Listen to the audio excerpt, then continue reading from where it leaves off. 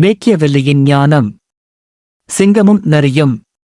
வாழ்க்கையில் வெற்றி பெறும் உத்தி. வரலாற்றில் அரசியல் தத்துவத்திற்கு புதிய விளக்கம் கொடுத்தவர் இத்தாலிய தத்துவஞானி நிக்கோலோ மேக்கியவெல்லி.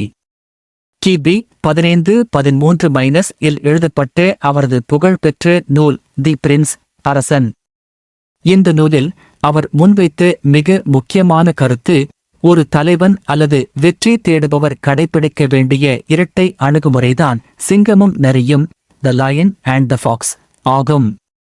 இது ஒரு சாதாரண உவமை அல்ல, இது மனித உளவியல் மற்றும் அதிகார அரசியலின் ஆழமான உண்மையை பேசுகிறது. இந்த கோட்பாட்டை புரிந்து கொள்வது என்பது நம்மை ஒரு சதிகாரனாக மாற்றுவதற்கு அல்ல, மாறாக நம்மை சூழ்ந்துள்ள சூழ்ச்சி, உலகில் நாம் எப்படி பாதுகாப்பாகவும் வெற்றிகரமாகவும் இருக்க முடியும் என்பதை அறிந்து கொள்வதற்குத்தான். சிங்கம் மற்றும் நரி உவமையின் பொருள். மேக்கியவெல்லி கூறுகையில், ஒரு அரசன் அல்லது தலைவன் இரண்டு விலங்குகளின் குணங்களை பின்பற்ற வேண்டும் என்கிறார்.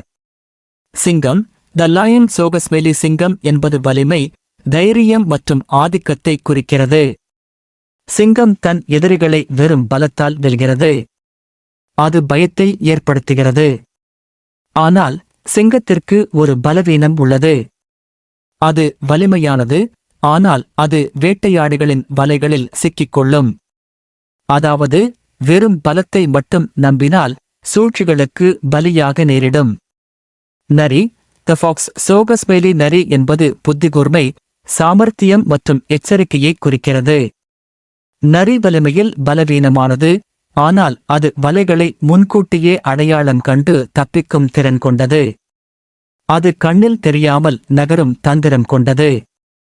மேக்கியவெல்லி கூறும் முக்கியமான உண்மை என்னவென்றால், ஒருவர் சிங்கமாக மட்டும் இருந்தால் அவர் ஏமாற்றப்படுவார், நரியாக மட்டும் இருந்தால் அவர் அச்சுறுத்தப்படுவார். எனவே வெற்றிக்காக ஒருவர் சிங்கத்தின் வலிமையையும் நரியின் புத்தியையும் இணைத்து பயன்படுத்த வேண்டும். வரலாற்று உண்மைகளும் நிஜமும். மேக்கியவெல்லி இந்த கருத்தை சுமார் 500 ஆண்டுகளுக்கு முன்பு எழுதினார். ஆனால் இது இன்றும் எப்படி பொருந்துகிறது? வரலாற்றில் வெற்றி பெற்ற பெரிய தலைவர்களை பாருங்கள். அவர்கள் வெறும் நல்ல குணங்களால் மட்டுமே வெற்றி பெறவில்லை. முடிவுகளை எடுக்கும்போது அவர்கள் கடுமையானவர்களாகவும், சிங்கம் சூழ்நிலைகளை கையாளும் போது சாமர்த்தியமாகவும், நரி செயல்பட்டனர். சாணக்கியரின் அர்த்தசாஸ்திரம்.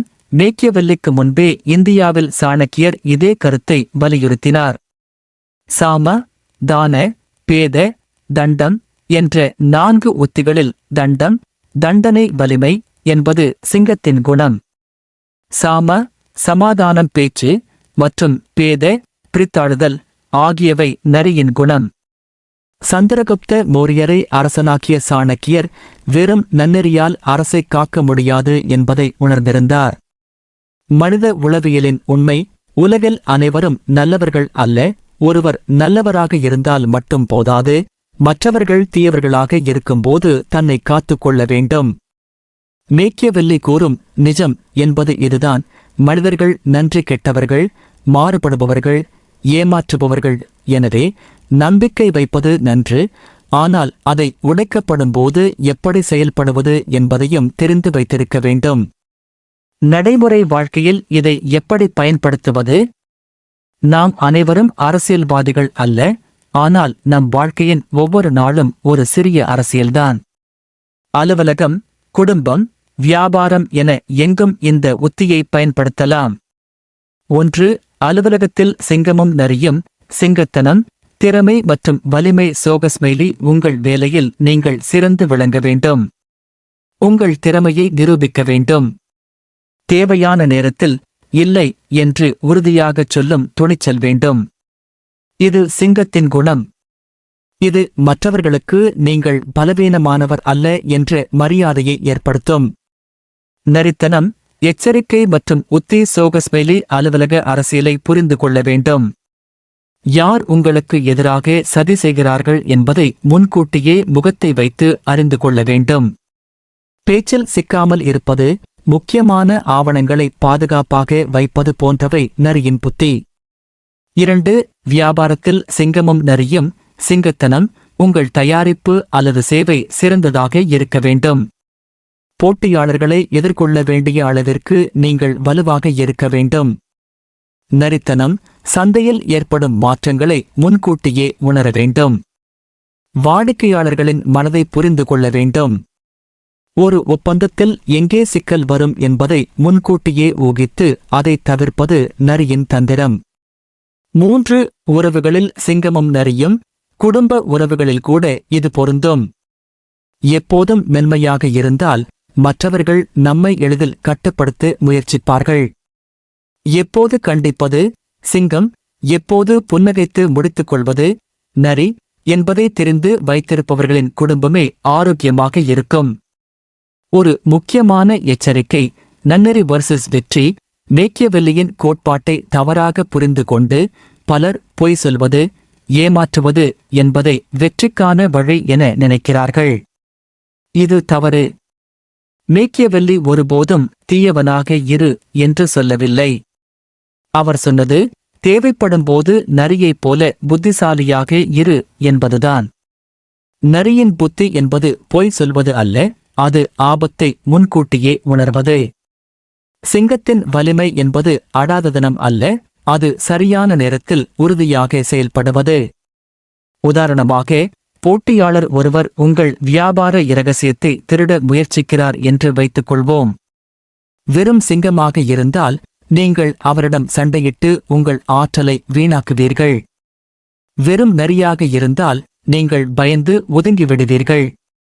ஆனால் சிங்கம், நரி என்று இருந்தால் அவருக்கு தெரியாமல் உங்கள் இரகசியங்களை பாதுகாத்து அவர் முயற்சி தோல்வியடையும்படி புத்திசாலித்தனமாக செயல்படுவீர்கள். முடிவுரை: வெற்றியின் சமநிலை வாழ்க்கை என்பது ஒரு சதுரங்க விளையாட்டு போன்றது. நீங்கள் எப்போதும் ஒரே விதமான நகர்வை, முன்னேற்றம் மட்டும் நம்ப முடியாது. சில நேரங்களில் தாக்க வேண்டும் சிங்கம், சில நேரங்களில் பின்வாங்கி யோசிக்க வேண்டும் நரி. மேக்கியவெல்லியின் கோட்பாடு நம்மை கேடையாளனாக மாற்றக் கூறவில்லை. மாறாக, உலகின் கடினமான உண்மைகளை சந்திக்க நமக்குள் ஒரு உலோகமுள் இருக்க வேண்டும் என்று கற்றுத் தருகிறது. நீங்கள் நல்லவராக இருக்கலாம், ஆனால் உங்கள் நல்ல குணத்தை மற்றவர்கள் உங்கள் பலவீனமாக பயன்படுத்திக் கொள்ளக்கூடாது அல்லவா? அதற்குத்தான் சிங்கத்தின் வலிமையும் நரியின் புத்தியும் தேவை. வெற்றி என்பது வெறும் கடின உழைப்பு மட்டும் அல்ல, அது சரியான நேரத்தில் சரியான முடிவை எடுக்கும் திறன். சிங்கத்தின் தைரியத்துடன் இலக்கை நோக்கிச் செல்லுங்கள், நரியின் புத்தியுடன் வழியில் வரும் தடைகளைத் தாண்டுங்கள். வாழ்க்கையில் நீங்கள் வெல்வது உறுதி. இப்பதிவு உங்களுக்கு பிடித்திருந்தால் இச்செய்தியை லைக் பண்ணுங்கள். உங்களுக்கு பிடித்தவர்களோடு இதை ஷேர் செய்யுங்கள். அத்தோடு இது போன்ற ஆன்மீக தகவல்களை பெற்றுக் கொள்வதற்கு இச்சேனலை சப்ஸ்கிரைப் செய்யுங்கள். தொடர்ந்தும் நீங்கள் இந்த சேனலுக்கு செய்து வருகின்ற ஆதரவு எல்லாவற்றிற்கும் எங்களுடைய மனமார்ந்த நன்றிகளையும் தெரிவித்துக் கொள்கின்றோம்.